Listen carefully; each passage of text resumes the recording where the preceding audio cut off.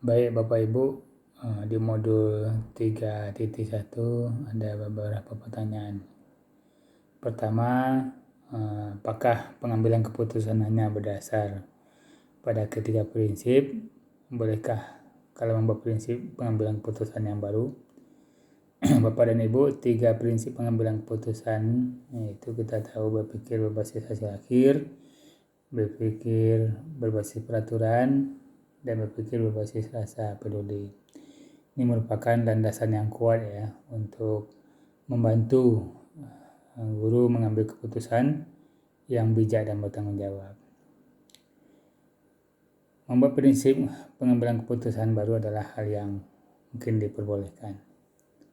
Dengan membuat dan menerapkan prinsip pengambilan keputusan yang baru, guru dapat menunjukkan kepemimpinan dan komitmen mereka untuk menciptakan lingkungan belajar yang positif dan mendukung bagi semua murid. Dan yang kedua, pertanyaannya,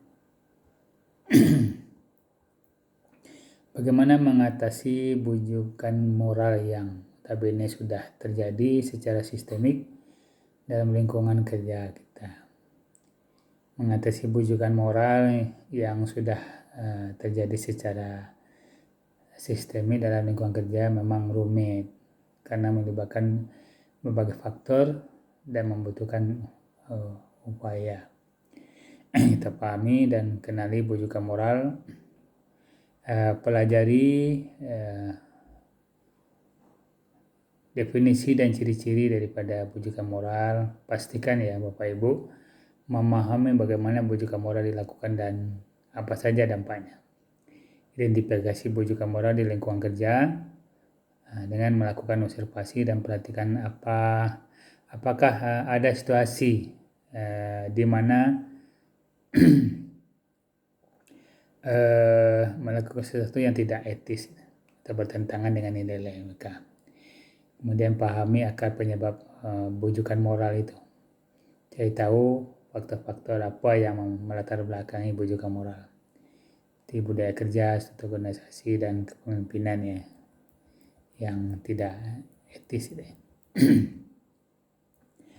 Kemudian ada 9 langkah pengujian pengambilan keputusan. Ketika kita telah menentukan siapa yang terlibat dalam situasi ya, dan ternyata ketika ada klarifikasi yang mengelak tidak merasa ikut terlibat, nah, apa yang harus kita lakukan? Mungkin langkah yang dilakukan untuk mengatasi situasi tersebut adalah pertama mungkin kita mengklarifikasi dulu dan memverifikasi. Lakukan percakapan langsung ya dengan individu yang mengelak tadi, ini kan, tanyakan secara langsung mengapa mereka merasa ikut terlibat dan dengarkan penjelasan mereka dengan seksama. Kemudian gunakan pertanyaan terbuka untuk menggali lebih dalam dan memahami perspektif mereka. Kemudian verifikasi informasi dengan pihak lain yang terlibat dalam situasi tersebut. Kumpulkan bukti yang menunjukkan keterlibatan individu seperti ya catatan rapat atau saksi mata ini ya. Kemudian perlunya komunikasi dan mediasi. Komunikasi dengan jelas kepada individu tentang pentingnya keterlibatan mereka ya dalam proses pengambilan keputusan. Jelaskan bagaimana keputusan yang akan mempengaruhi mereka dan mengapa mereka perlu terlibat dalam prosesnya. Gunakan bahasa yang netral dan objektif, hindari menyalahkan atau menghakimi. Kemudian kita bagaimana mencari solusi alternatif. Jika individu tetap tidak ingin terlibat dalam proses pengambilan keputusan, carilah solusi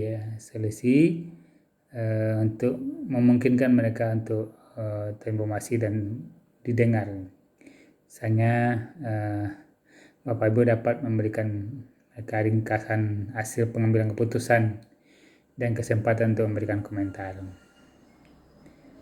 Itu mungkin. Terima kasih.